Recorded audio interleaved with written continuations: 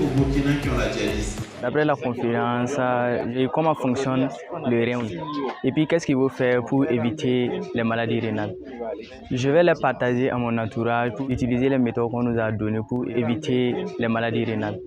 On nous a parlé des reins, des problèmes qu'on peut avoir quand on ne fait pas assez de sport ou à une mauvaise alimentation.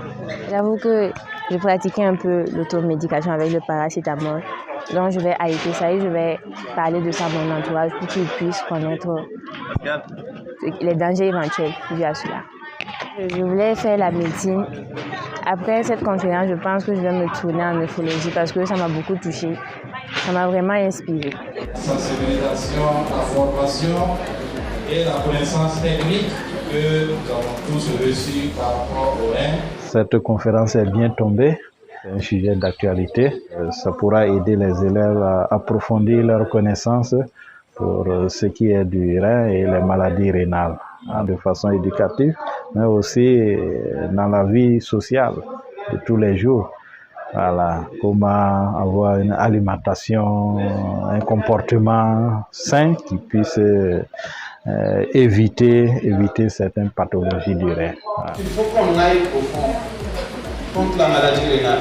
C'est pour ça qu'on est sorti de l'hôpital aujourd'hui, on est venu direct à Toussana pour parler de la maladie rénale. Nous avons parlé du rein, mais nous avons aussi parlé des maladies rénales et qu'est-ce qu'on fait face à la maladie rénale, notamment la prise en charge médicamenteuse, la dialyse et la promotion de cet espoir-là qu'est la transplantation rénale dans notre pays.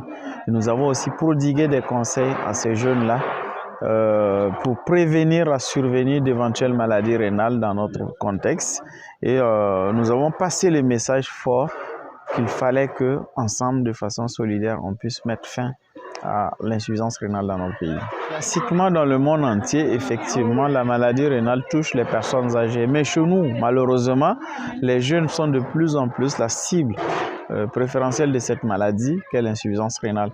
Donc, il nous est paru opportun, important, de passer ces messages sur l'insuffisance rénale à ces jeunes, de surtout passer les messages sur le rein lui-même, ses fonctions principales et comment faire pour éviter donc la survenue des maladies rénales chez les personnes jeunes. On travaille dans un contexte où les jeunes sont plus nombreux en dialyse, par exemple, dans notre pays. Et les jeunes développent de plus en plus de maladies nouvelles, dont l'hypertension artérielle. Donc, il était important pour nous de passer ces messages, de partager ces messages avec eux. Nous, le seul espoir qu'on a, c'est que ces messages soient déjà bien compris par nos jeunes et que ces messages soient transmis à toute la communauté, à toutes leurs familles, afin qu'on puisse stopper véritablement l'insuffisance rénale dans notre pays. Il faut prévenir, il faut dépister avant que le rein ne tombe malade.